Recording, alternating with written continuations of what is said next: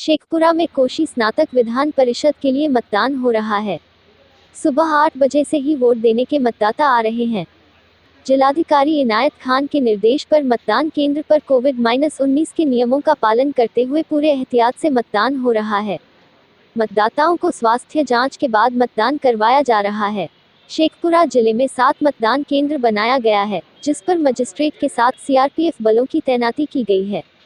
मतदान केंद्र की पर जरूरी सभी सुविधाएं भी मौजूद हैं। देखें धर्मेंद्र कुमार की ये रिपोर्ट।